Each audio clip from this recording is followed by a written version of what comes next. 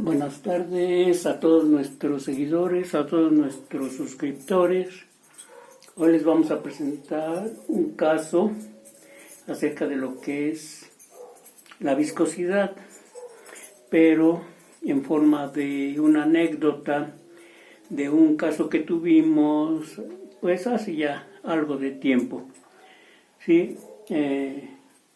Resulta que un ingeniero que ya trabajaba en un laboratorio de calidad nos visitó una vez en nuestras oficinas, en mi cubículo, y llegó pidiendo una asesoría, por ejemplo, para un laboratorio de calidad. Entonces, la primera pregunta que yo le hice fue qué tipo de materiales manejaban, ¿sí? Y después me dijo, es que yo estoy en una industria automotriz y por ahí hay muchos aceites lubricantes y sobre eso quiero que se me asesore. ¿Y cuál es la duda? ¿Por qué? Lo que pasa es que he buscado información, me dice, y no he encontrado nada relacionado con esos aceites lubricantes que maneja la empresa. Se supone que llegan de un proveedor, pero también los proveedores les he preguntado y no me quieren dar información. Entonces me surge la idea de que debe tener un control de calidad y deberemos de conocer ese control de calidad para nuestros, digamos, productos que estamos sacando, en este caso el carro o los carros, ¿sí? Y yo le dije, y él me dice, ¿qué se puede hacer o qué se puede medir para tener un control de calidad o una idea de lo que está comprando la empresa en términos de aceites lubricantes y en términos de calidad, qué tan buenos son? ¿Y por qué les hace mucho la idea? Yo le pregunté. Pues lo que pasa es que es de los pocos laboratorios en donde no se tiene un registro de calidad, registro de los productos y las condiciones en las que trabaja o cuáles pueden ser las variantes que se pueden presentar. Entonces, pues yo le dije, si son aceites lubricantes, uno de los primeros factores que hay que revisar es la viscosidad. Y la viscosidad, si ya sabes, le digo, es una medida de la resistencia al movimiento, ¿sí? Entonces, con esa idea de que es una medida de la resistencia al movimiento, pues se tiene que saber qué pasa con las partes que está lubricando. Ahorita, por ejemplo, para ustedes tal vez no es una forma muy conocida, pero los aceites se han utilizado por muchas razones para los cortes, ¿sí? Si ustedes quieren cortar, por ejemplo, piedra con sierras y con agua, se va enfriando para que no se quiebre la sierra que corta la piedra. Entonces, por ahí surgen más problemas, pero el lubricante que se utiliza más para ese tipo de corte de piedra es el agua. En otros casos, por ejemplo, para cortar metales, ahí sí ya se utilizan aceites, ¿sí? Para que no se calienten las ceguetas y en un momento dado no se puedan quebrar o no se quiebren. Entonces, así las pinturas también se manejan con viscosidad y otros tipos de pinturas, de aceites o de agua. Entonces, por ahí surge la idea de que deberíamos de conocer la viscosidad. Y si ustedes quieren, hasta la viscosidad de los aceites comestibles. Bueno, entonces, eso es una idea para que tengan una noción de lo que es el fenómeno de la viscosidad. Para esto entonces este ingeniero nos dice, pues, ¿qué hacemos o qué podemos medir? Y le digo, mira, la viscosidad, en primer lugar, se puede medir por la densidad, ¿sí? La densidad de un aceite, sí, y casi coincide con la densidad de los aceites comestibles. Pero los aceites lubricantes tienen una característica muy especial que se llama índice de la viscosidad. Muy bien. Y además se les puede hacer un análisis químico a los aceites lubricantes. Para eso ya tendríamos que utilizar una instrumentación más compleja, por ejemplo, los espectrómetros de masa, los resonancia magnética nuclear o un análisis químico por espectrometría, ¿sí? Pero eso ya es más complejo y pues no sé hasta dónde sus posibilidades puedan hacer estos análisis. Pero también el índice de la viscosidad se puede medir y eso es algo que más les interesa. ¿Qué pasa con el índice de viscosidad? Pues es una medida de la viscosidad con un calentamiento, es decir, se calienta el aceite, se mide la viscosidad, se calienta el aceite más y se mide la viscosidad, y se calienta el aceite y se mide la viscosidad. Y esa viscosidad para los aceites lubricantes casi debe ser constante, es decir, la temperatura no debe afectar los aceites lubricantes, si se calientan o si se enfrían, en los dos casos. Aunque para carros o para la industria automotriz se utilizan muchos combustibles, por ejemplo el diésel o la gasolina, y en ambos casos los aceites lubricantes son diferentes. Y la viscosidad es una parte importante de esos aceites lubricantes. Sí, entonces, ¿qué más podemos hacer? Sí, entonces le digo, pues fácilmente, recordando un poquito también, vamos a decir que el esfuerzo cortante es una función de la viscosidad. Y por ahí, para los ingenieros químicos, saben ustedes que Newton fue uno de los primeros que propuso esa ecuación, y es la primerita que ustedes aprenden en fenómenos de transporte, que el esfuerzo cortante es una función de la variación de la velocidad con respecto a la distancia, ¿sí? Y que está afectada por una constante, y esa constante se le llama viscosidad.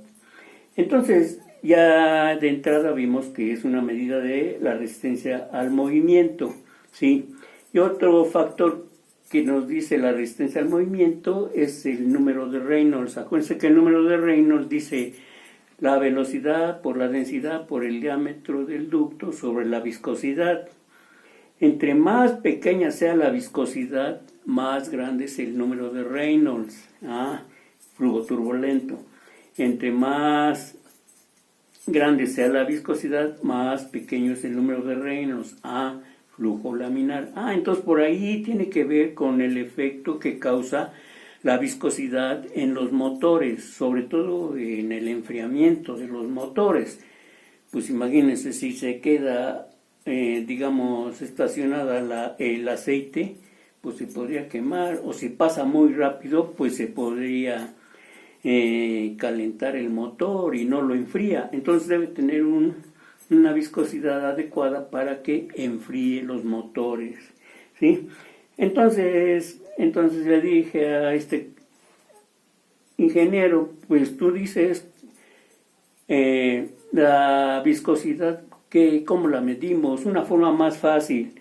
Pues una forma más fácil es con un viscosímetro, pero los viscosímetros pues están ya diseñados por algunas empresas, por algunas firmas, y también tienen sus partes de calentamiento, sus partes de enfriamiento, sus detectores, sus graficadores o sus generadores de señal, y te mandan un valor ya registrado, y puede ser una idea de lo que es la viscosidad.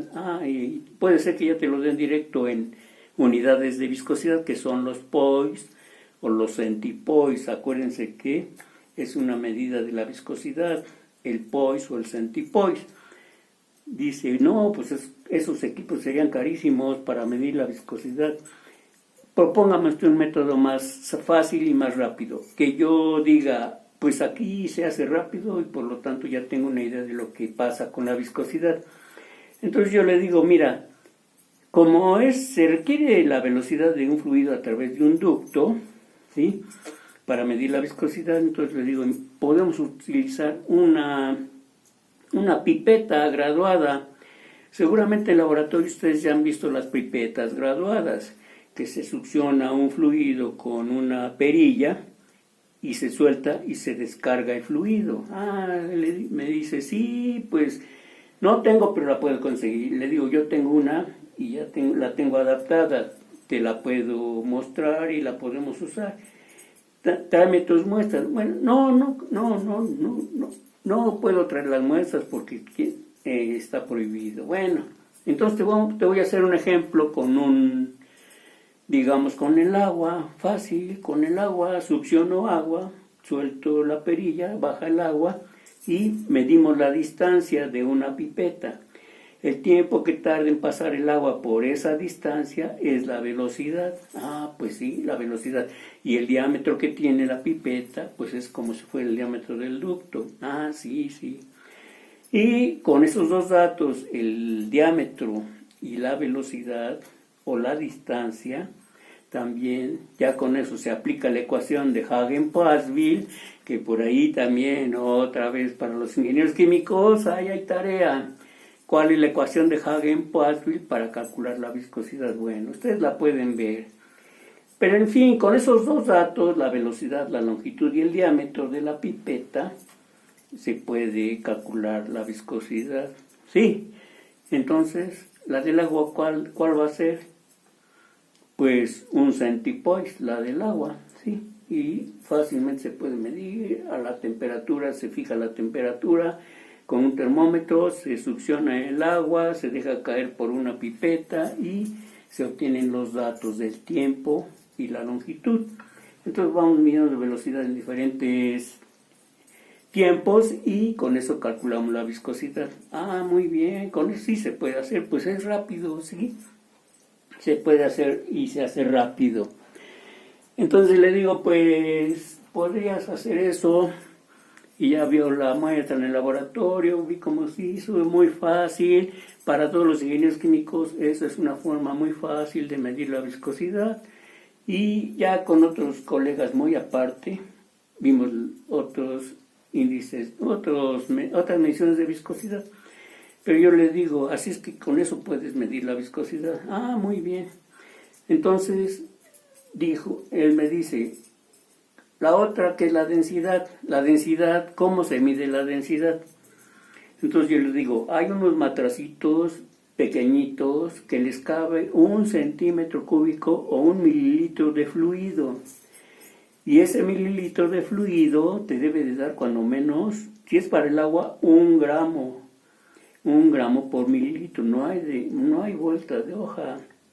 Para eso son esos frasquitos o matracitos pequeñitos, para que te den 1 gramo por cada centímetro cúbico. Y esos también los venden.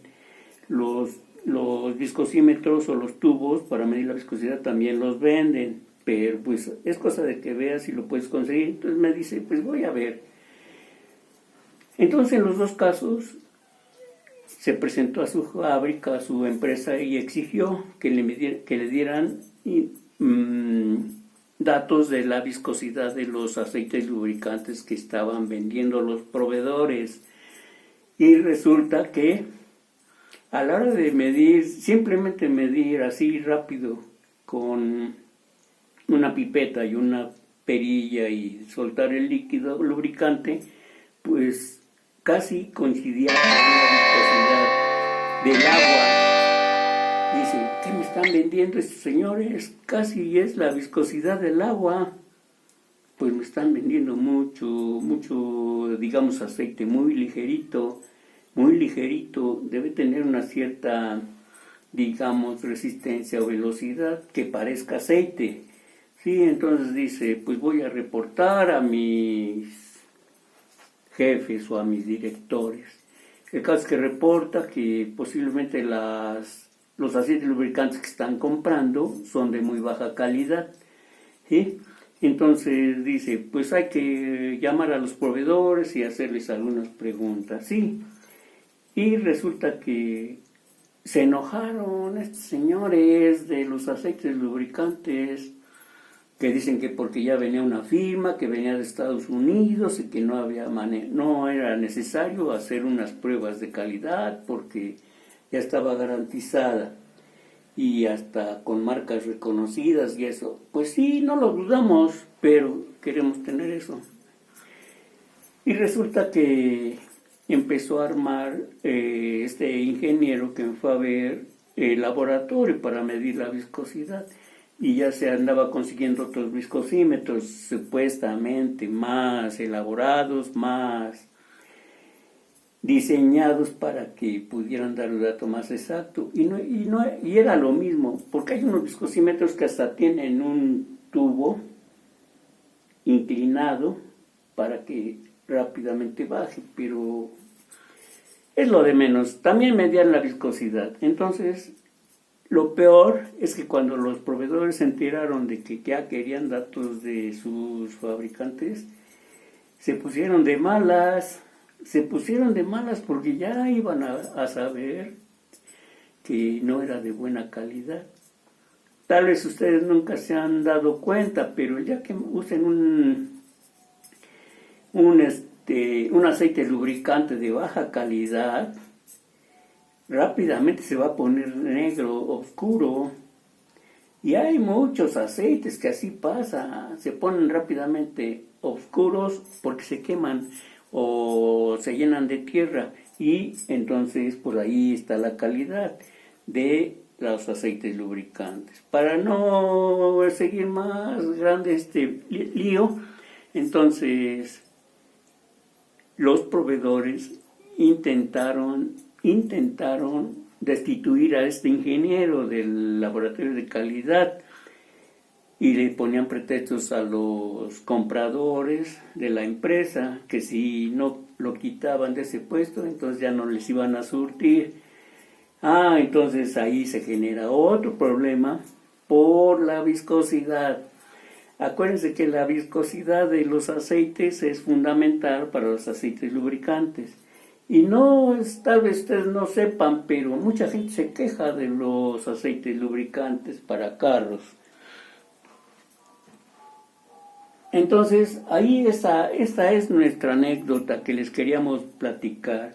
Cómo es que cuando se quiere hacer control de calidad de algunas sustancias, la gente que dice que tiene un producto bueno, se enoja, se fastidia, porque ya es tiempo de medirle su calidad, ¿sí? Entonces, en este caso nos pasó con este ingeniero del laboratorio de calidad y sorpresa. ¿Cuál fue la sorpresa? Pues que hasta este ingeniero de calidad empezó a sufrir accidentes, le ponían trampas en su laboratorio, le movían las cosas, se caían, no sabían quién las tiraba. En un día le escondieron algunas cosas y le dijeron que estaba arriba en un mostrador y que se subiera para bajarlas y que se sube y hasta le movieron la escalera y que se cae el ingeniero. Así es que hasta para hacer una novela sirve este caso.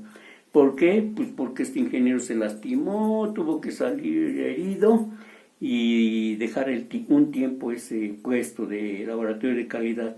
Entonces, ya en otro caso les dije cómo se podía, digamos, resolver un problema, pero en esto sí llegó a un extremo, digamos, peligroso porque el ingeniero de calidad se expuso a un accidente nada más por hacer unas pruebas de calidad a unas sustancias.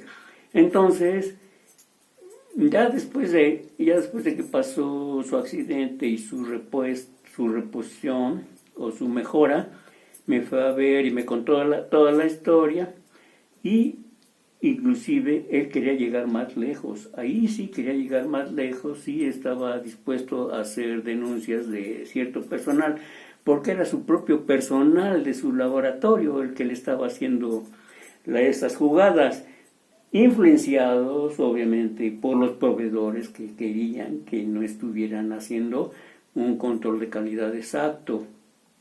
Entonces, ahí terminó la historia, porque para no hacerlo más larga o más difícil esa situación, mejor decidieron cambiar a este ingeniero de calidad. Pero esa fue una buena, digamos, historia de cómo es que a través del control de calidad, de esta variable que es la viscosidad, y que nosotros sabemos que es fundamental para conocer algunas características o algunos fenómenos, ¿sí?, fuera tan importante para algunos proveedores. Imagínense, para los proveedores de aceites para cortar metales, o de aceites para cortar, por ejemplo, piedra, o de otros aceites, ¿sí? Entonces, mucho se tiene que ver, pero ya nada más para complementar, en la medida que se cambia la temperatura en el motor, la densidad, la viscosidad no debe cambiar, la viscosidad del aceite lubricante. ¿Y por qué no debe cambiar? Porque ya se debe diseñar su composición. La composición debe ser de tal modo que debe tener polímeros. El aceite lubricante debe tener polímeros, pero no como ustedes se imaginan. Unos polímeros pequeños, por ejemplo, tetrámeros o pentámeros, ¿sí?, de 5 o de 6 carbones, tal vez hasta de 7, para que cuando se caliente, ese plástico se expande y la viscosidad no aumenta ni disminuye, se mantiene constante. Esa es una forma de diseñar los aceites lubricantes, que deben tener compuestos que cuando se calientan se expandan y llenen los huecos que dejan las moléculas que se separan, ¿sí? Y esa es una forma de mantener la viscosidad casi constante con el efecto de la temperatura, ya sea para enfriar o para calentar. Por eso también acuérdense que en los enfriadores, que es el radiador del aceite, en los enfriadores del aceite se utiliza un refrigerante que es el etilenglicol, y el etilenglicol es para que el agua no se congele, ¿sí?, de los enfriadores. Y ahí se